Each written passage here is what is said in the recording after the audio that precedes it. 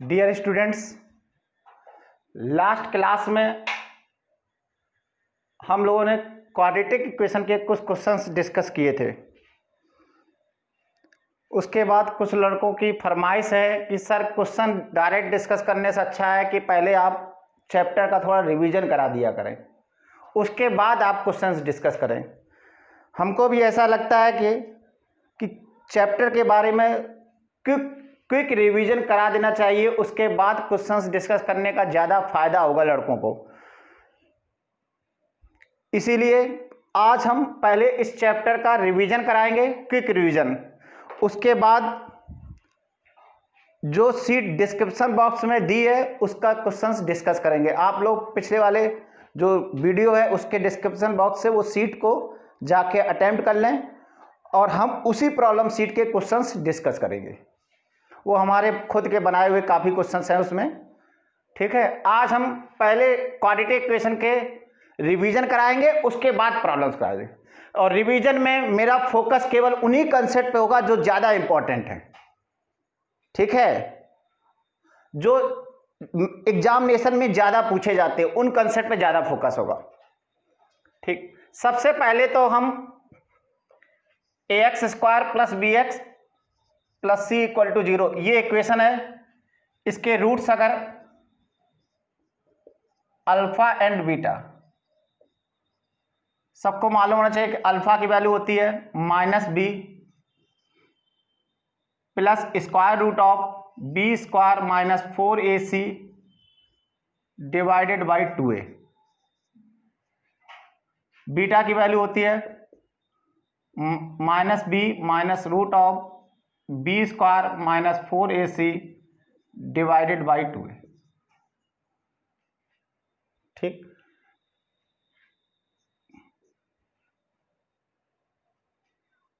ax square plus b x plus c के अगर roots alpha beta है तो अल्फा की वैल्यू ये होगी और बीटा की वैल्यू ये होगी।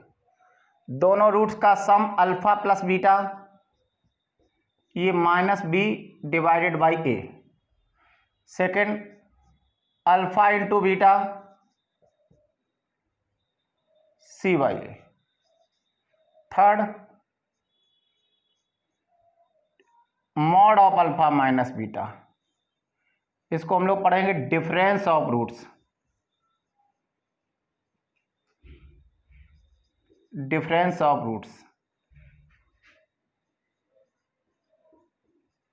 और ये वैल्यू होगी mod of square root of b square minus 4ac divided by a। कैसे निकलेगी? कुछ नहीं करना, अल्फा में से बीटा को सब्ट्रैक्ट कर देना है और मॉड ले लेना, ये वैल्यू आएगी। इसी को हम चाहें तो लिख सकते हैं mod of alpha minus beta का स्क्वायर, ये वैल्यू होगी b square minus 4ac divided by a square. ये ध्यान रखना, ये डिफरेंस ऑफ रूट का स्क्वायर है, ये डिफरेंस ऑफ रूट है और ये डिफरेंस। फोर्थ नंबर, अल्फा और बीटा अगर इस इक्वेशन के रूट है तो अल्फा बीटा इस इक्वेशन को क्या करेंगे? Satisfy. A alpha square plus b alpha plus c 0, a beta square plus b beta plus c equal to 0। ये 4 इंपॉर्टेंट पॉइंट्स हैं। रूट्स की वैल्यू, रूट्स का सम, रूट्स का प्रोडक्ट, रूट्स का डिफरेंस, और अगर अल्फा बीटा इक्वेशन के roots हैं तो वो उस इक्वेशन को क्या करेंगे? सेटिस्फाई। ये 4 बेसिक चीज़ें हैं जो मालूम होनी चाहिए। इनसे रिलेटेड प्रॉब्लम भी एग्जाम में पूछी जाती है। लास्ट वीडियो में जो क्वेश्चन डिस्कस किए हैं वो इन्हीं पे रिलेटेड थे, कोई नए कंसेप्ट पे रिलेटेड नहीं, बस इन्हीं बेसिक कंसेप्ट पे रिलेटेड थे। ठीक है, आगे बढ़ते हैं। अगर नेचर ऑफ रूट्स की बात करें तो सबको मालूम होगा क्वाड्रेटिक इक्वेशन के रूट्स का नेचर कब रियल होगा कब इमेजिनरी। अगर इसका discriminant D b square minus 4ac, इसको हम लोग डिस्क्रिमिनेंट बोल रहे हैं। इस इक्वेशन के अगर सभी कोफिशिएंट रियल हैं, कोफिशिएंट कैसे हैं? रियल, और साथ में डी पॉजिटिव है, तो इस इक्वेशन के दोनों रूट रियल होंगे और डिस्टिंक्ट होंगे। अगर d इक्वल टू 0 है तो रूट्स रियल होंगे और साथ में इक्वल होंगे, और अगर d लेस देन 0 है तो रूट्स इमेजिनरी होंगे। सबको मालूम है कि इमेजिनरी रूट्स कंजुगेट पेयर में होंगे, लेकिन ये सब कंडीशन तभी वैलिड है जब ए बी सी कैसे नंबर्स हों, real. A b c real numbers होंगे, डी पॉजिटिव होगा तो क्वाड्रेटिक इक्वेशन के रूट्स रियल और डिस्टिंक्ट होंगे। अगर a b c real numbers है और डी साथ में 0 है तो रूट्स कैसे होंगे, रियल और इक्वल होंगे। और अगर डी लेस देन 0 है तो रूट्स इमेजिनरी होंगे, और इमेजिनरी रूट कंजुगेट पेयर में होंगे। अगर एक root p plus i q होगा तो दूसरा root p minus i q. Roots के नेचर के बारे में डिस्क्रिमिनेंट डिसाइड करेगा, ठीक है, ये सबको मालूम है। आगे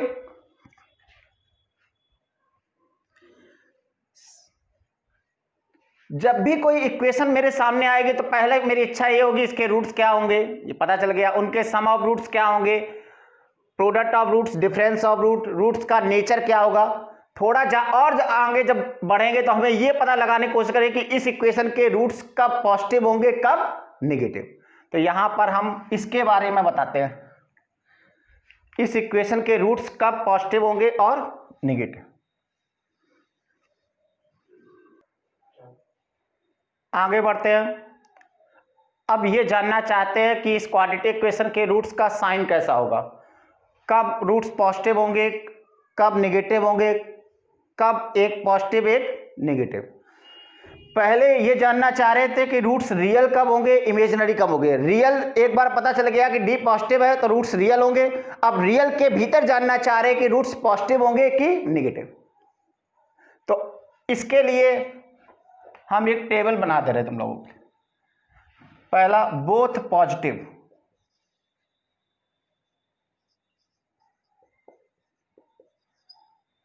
दूसरे number both negative,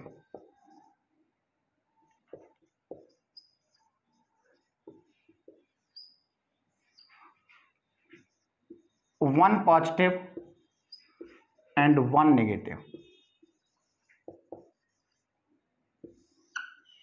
one positive है। आगे बढ़ते हैं। बोथ पॉजिटिव, यार अगर कोई किसी इक्वेशन के रूट्स पॉजिटिव चाह रहा है तो पॉजिटिव चाह रहा है तो पहली कंडीशन है कि उसके रूट्स रियल हों, क्योंकि जब रूट्स रियल होंगे तभी पॉजिटिव पॉसिबल होंगे। तो डी कैसा होना चाहिए, ग्रेटर देन 0। बोथ नेगेटिव के केस में भी डी ग्रेटर देन 0, क्योंकि जब डिस्क्रिमिनेंट पॉजिटिव होगा तभी इस इक्वेशन के रूट्स कैसे होंगे, रियल होंगे। और जब रूट्स रियल होंगे उस केस में ही पॉजिटिव नेगेटिव पॉसिबल है। अब जैसे बोथ पॉजिटिव चाहिए तो क्या बोथ पॉजिटिव में इक्वल होने की गुंजाइश है। अगर हमें इस इक्वेशन के रूट्स दोनों पॉजिटिव चाहिए तो क्या वो रूट्स इक्वल हो सकते हैं, बिल्कुल हो सकते हैं। पॉजिटिव नंबर में इक्वल नंबर भी पॉसिबल है। तो यहां पर डी कैसे होना चाहिए, greater than equal to 0, greater than equal to 0, ये पहली कंडीशन।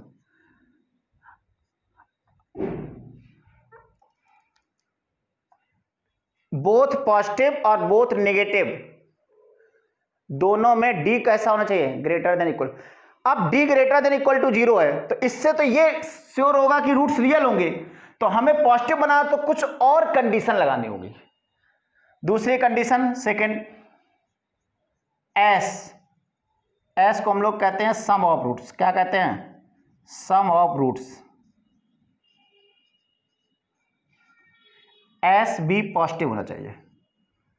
क्या होना चाहिए, एस पॉजिटिव। एस पॉजिटिव होने का क्या मतलब, देखो पहले यहां कंडीशन लगाए डी ग्रेटर देन 0, इसका मतलब रियल रूट्स हैं, और रियल रूट के बाद उसका सम पॉजिटिव है। सम पॉजिटिव होने का मतलब है, सम पॉजिटिव होने का मतलब है कि दोनों रूट नेगेटिव नहीं हो सकते। यार अगर दो नंबर्स हैं और उनका सम पॉजिटिव है तो ये गारंटी है कि दोनों नंबर नेगेटिव नहीं होंगे। क्या हो सकता है, या तो दोनों नंबर पॉजिटिव होंगे या एक नंबर पॉजिटिव होगा और एक नंबर नेगेटिव। अगर सम पॉजिटिव है तो इसका मतलब है कि दोनों नंबर या तो पॉजिटिव होंगे या एक पॉजिटिव एक नेगेटिव। क्या नहीं हो सकता, दोनों नेगेटिव नहीं हो सकते। तो यहां श्योर है। अब यहां पर भी दो पॉसिबिलिटी बन रही, या तो दोनों पॉजिटिव होंगे या एक पॉजिटिव एक नहीं। तो हम एक और कंडीशन लगाएंगे, third condition, P product of roots. P क्या है? Product of roots. इस पे कंडीशन लगाएंगे। तो अगर दोनों रूट पॉजिटिव है तो उनका प्रोडक्ट कैसा होना चाहिए? पॉजिटिव। अब हम प्रोडक्ट पाते हैं। अगर दो नंबर का प्रोडक्ट पॉजिटिव है, इसका मतलब है कि या तो दोनों नंबर पॉजिटिव होंगे या दोनों नंबर निगेटिव होंगे। अब हम इन तीनों कंडीशन का आपस में क्या कर रहे हैं? इंटरसेक्शन। ये तीनों कंडीशन सेटिस्फाई होनी चाहिए। तो देखो, ये कह रहा है कि रियल रूट्स होना चाहिए, ये कह रहा है कि या तो दोनों पॉजिटिव हो या एक पॉजिटिव एक निगेटिव, ये कह रहा है प्रोडक्ट पॉजिटिव होने का मतलब या तो दोनों पॉजिटिव या दोनों निगेटिव। तो दोनों निगेटिव इसको पसंद नहीं है, दोनों निगेटिव इसको पसंद नहीं है। तो इन तीनों चीजों की सहमत कहां बनेगी जाकर? दोनों पॉजिटिव। तो अगर किसी क्वाड्रेटिक इक्वेशन के बोथ रूट पॉजिटिव चाहिए हो तो वहां पर तीन कंडीशंस लगानी होगी। Discriminant greater than equal to 0, S है sum of roots minus b by a positive, और प्रोडक्ट ऑफ रूट पॉजिटिव। इसमें आते हैं, इसमें एस दोनों नेगेटिव, एस नेगेटिव हो जाएगा, और थर्ड प्रोडक्ट ऑफ रूट्स इसमें भी पॉजिटिव होगा। ये तीन कंडीशन लगेगी। देखो, इससे रियल रूट डिसाइड होगा। एस नेगेटिव होने का मतलब है या तो दोनों रूट नेगेटिव होंगे या एक पॉजिटिव एक नेगेटिव, मतलब दोनों पॉजिटिव नहीं हो सकते। इसको दोनों पॉजिटिव पसंद नहीं है, जबकि इस केस में दोनों पॉजिटिव भी हो सकते हैं या दोनों नेगेटिव। तो तीनों का इंटरसेक्शन करेंगे तो इंटरसेक्शन की सहमत कहां बनेगी? जब दोनों नेगेटिव होंगे। इस केस में आते हैं, इसमें आते हैं। सबसे पहले बताओ, इसमें अगर हमें एक पॉजिटिव और एक नेगेटिव रूट चाहिए तो डी कैसा होगा? यार इसमें डी रियल होना, डी पॉजिटिव होना चाहिए, इक्वल होने का कोई चांस नहीं है क्योंकि एक पॉजिटिव और एक नेगेटिव। तो इसका D should be greater than equal to 0। अब दूसरे कंडीशन सम पे बताओ, जब एक रूट पॉजिटिव और एक रूट नेगेटिव चाहिए तो उस केस में सम कैसा होगा? हार्दिक, सम कैसा होगा? दो नंबर्स अगर तुम आपस में, दो नंबर, एक नंबर पॉजिटिव है एक नेगेटिव, तो उनका सम कैसा होगा? अरे उनका सम पॉजिटिव भी हो सकता है, उनका सम नेगेटिव भी हो सकता है, उनका सम 0 भी हो सकता है। इसलिए इस केस में सम पे कोई कंडीशन नहीं लगेगी। हाँ, प्रोडक्ट नेगेटिव होगा। प्रोडक्ट कैसा होगा? नेगेटिव। इस केस में सम पे कोई कंडीशन नहीं लगेगी, ये दो कंडीशंस लगेंगी। ठीक है, लेकिन हम तुमको थोड़ा बताना चाह रहे हैं कि इन दोनों कंडीशन का इंटरसेक्शन करना है। अगर हम ये दोनों कंडीशन लगा के इंटरसेक्शन करें या सिर्फ ये दूसरी वाली कंडीशन लगाएं, दोनों का मतलब सेम निकलेगा। क्यों समझाना चाह रहे हैं? देखो, डी क्या होता है? बी स्क्वायर माइनस 4ac, और पी क्या होता है? P product of root c by a. अगर सी बाई ए नेगेटिव है, अगर ये वाली कंडीशन सेटिस्फाई हो रही है, सी बाई ए नेगेटिव है, इसका मतलब सी एंड ए है अपोजिट साइन, और अगर सी और ए का साइन अपोजिट है तो ए सी कैसा होगा? निगेटिव होगा। तो अगर बताओ ए सी निगेटिव है तो डी क्या था? बी स्क्वायर माइनस 4ac, ये निगेटिव तो ये वैल्यू पॉजिटिव, और बी स्क्वायर पहले से पॉजिटिव, तो डी अपने आप, ये कंडीशन अपने आप सेटिस्फाई हो जाएगी। कहने का मतलब है अगर किसी इक्वेशन का प्रोडक्ट ऑफ रूट नेगेटिव हो गया तो उसका डिस्क्रिमिनेंट अपने आप पॉजिटिव हो जाए। तो हम ये दो कंडीशन क्यों लगाए? सिर्फ एक ही कंडीशन। तो इस केस में इफेक्टिव कंडीशन सिर्फ एक ही रहेगी, क्या? P less than 0। ध्यान देना, अगर किसी क्वाड्रेटिक इक्वेशन के तुमको दो रूट चाहिए हो, एक पॉजिटिव और एक नेगेटिव, तो तुम दो कंडीशन लगाने की जरूरत नहीं, तुम सिर्फ एक कंडीशन लगाओ, उस इक्वेशन का प्रोडक्ट ऑफ रूट नेगेटिव करते हैं। आगे आते हैं, एक क्वेश्चन कर लेते हैं, जो कंसेप्ट अभी तक बताया उस पर एक क्वेश्चन कर लेते हैं। If P, Q, R be real numbers such that P cube plus Q cube plus R cube minus 3PQR equal to 0 and P less than Q less than R, then roots of equation P x square plus q x plus r, A option में both positive, B option में both negative, C option में one positive one negative और D option में both imaginary. यहां कुछ information दी है, उस इंफॉर्मेशन की मदद से हमको ये डिसाइड करना है कि इस इक्वेशन के रूट कैसे हैं, रियल है, रियल में बोथ पॉजिटिव है कि बोथ नेगेटिव है, वन पॉजिटिव वन नेगेटिव या इमेजिनरी। ठीक है, सबसे पहले अगर हम इस इक्वेशन को देखें, इसका डिस्क्रिमिनेंट निकालें। जब भी हम किसी क्वेश्चन को अटेम्प्ट करें तो हम पहले ये सोचें जरूर कि डी निकालने से हमको क्या फायदा होगा। निकाल क्यू स्क्वायर माइनस 4pr, लेकिन डी निकालने से क्या ये क्वेश्चन खत्म हो जाएगा? मान लिया डी पॉजिटिव आ गया, मान लिया कि डी पॉजिटिव आ गया, डी पॉजिटिव आ गया तो क्या डिसाइड होगा? रियल होंगे। अब बताओ, अगर तुमको पता चल गया कि इस इक्वेशन के रूट्स रियल है तो रियल में पॉजिटिव भी आ सकता है, नेगेटिव भी आ सकता है, वन पॉजिटिव वन नेगेटिव। अगर तुमको यह पता चल गया इसका डी पॉजिटिव है तो ये कह सकते हैं कि ये ऑप्शन क्या होगा? गलत होगा। लेकिन इनमें से कोई भी हो सकता है। तो मतलब इस टाइप की प्रॉब्लम में जब both positive both negative, one positive one negative हो तो उस समय डिस्क्रिमिनेंट नहीं चेक करेंगे, पहले हम लोग सीधे प्रोडक्ट ऑफ रूट चेक करने जाएंगे। क्या चेक करने जाएंगे? Product of. हम प्रोडक्ट ऑफ रूट चेक करेंगे, लेकिन उसके पहले हम ये भी जानना चाहेंगे कि इंफॉर्मेशन क्या क्या दी है। तो इंफॉर्मेशन दी है p q plus q q plus r q minus 3pqr, ये जीरो दिया।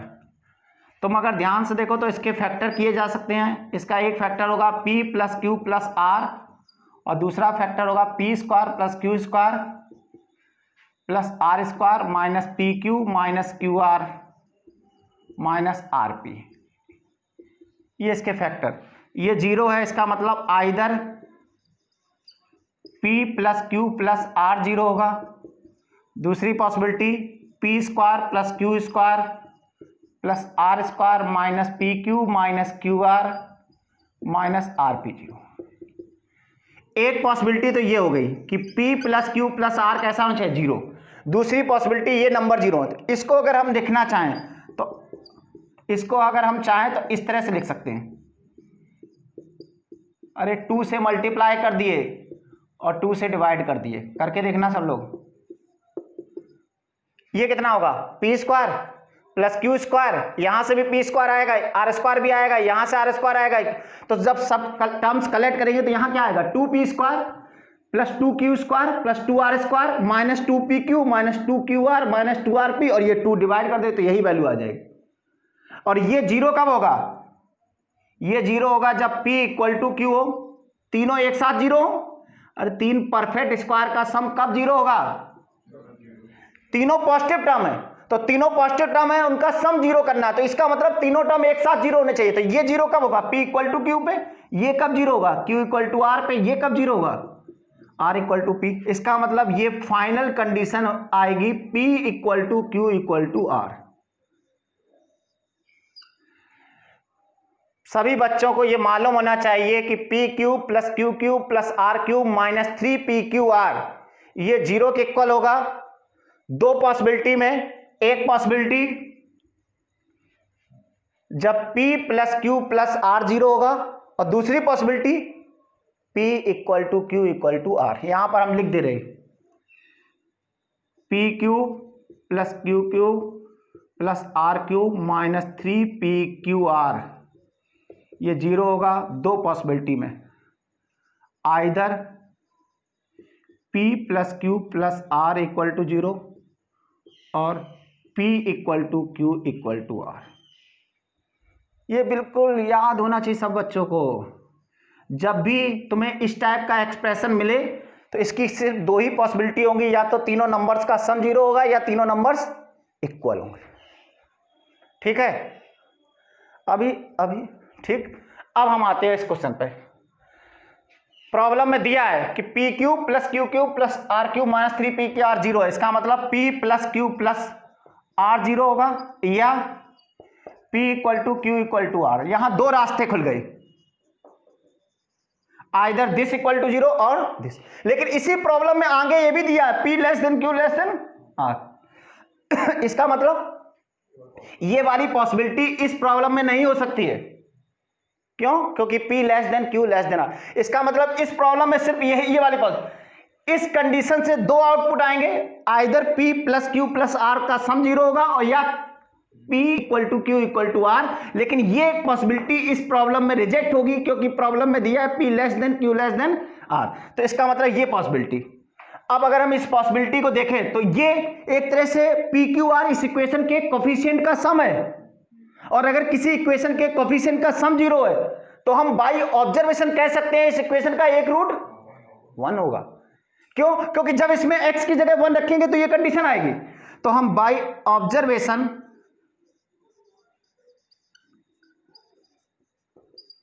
Equation px square plus qx plus r equal to 0 has 1 root 1। ये सबको क्लियर है? कैसे? अरे ये इंफॉर्मेशन आ गई, तीनों कोफिशिएंट का सम 0 है। किसी इक्वेशन के कोफिशिएंट का सम अगर 0 है तो उस इक्वेशन का एक रूट 1 होगा, चाहे वो 2 डिग्री की इक्वेशन हो या 3 डिग्री या 4 डिग्री, कितने भी डिग्री की इक्वेशन हो, अगर उसके सभी कोफिशिएंट का सम 0 है तो उस इक्वेशन का एक रूट ऑब्जर्व कर सकते हो। तो हमने इस इक्वेशन का एक रूट ऑब्जर्व कर लिया। अब बताओ, अगर हमें इसका एक रूट ऑब्जर्व हो गया, अब मैं इसका दूसरा रूट बताया, तो बताओ एक रूट 1 है, दूसरा रूट अगर हम बीटा मान लें, एक रूट 1 है ऑब्जर्व हो गया, दूसरा रूट हमने क्या कंसीडर कर लिया? बीटा। तो दोनों रूट का प्रोडक्ट क्या फार्मूला होता है? C बाई ए। तो यहां हो जाएगा R बाई P। अब एक बात क्लियर है कि अगर इस इक्वेशन का एक रूट 1 है तो इसके दोनों रूट नेगेटिव नहीं हो सकते। ये ऑप्शन तो गलत हो चुका है, या तो दोनों पॉजिटिव होंगे या 1 पॉजिटिव 1 नेगेटिव। ये भी गलत हो चुका है क्योंकि एक रूट 1 हो गया तो रूट्स रियल होंगे। अब या तो 1 पॉजिटिव 1 नेगेटिव होगा या बोथ पॉजिटिव। तो हमें बस इस बीटा का साइन डिसाइड करना है कि ये कैसे साइन का होगा, पॉजिटिव होगा कि नेगेटिव। अब हम तुमसे थोड़ा जानना चाह रहे, बताओ ये P plus Q plus R 3 numbers हैं, उनका सम 0 है, P less than Q less than R है। हार्दिक, 3 नंबर्स का सम 0 है तो क्या वो तीनों नंबर पॉजिटिव पॉसिबल है? अगर यहां पर 3 नंबर्स हैं, उन तीनों नंबर्स का सम 0 है तो क्या वो तीनों नंबर पॉजिटिव हो सकते हैं? नहीं हो सकते। अगर तीनों नंबर पॉजिटिव होंगे तो उनका सम फिर 0 नहीं पाएगा। इसका मतलब इन तीनों में एक नंबर कम से कम नेगेटिव होना चाहिए। अब हमको दूसरा बताना कि अगर तुमको एक नंबर नेगेटिव करना हो तो तुम किसको नेगेटिव करोगे?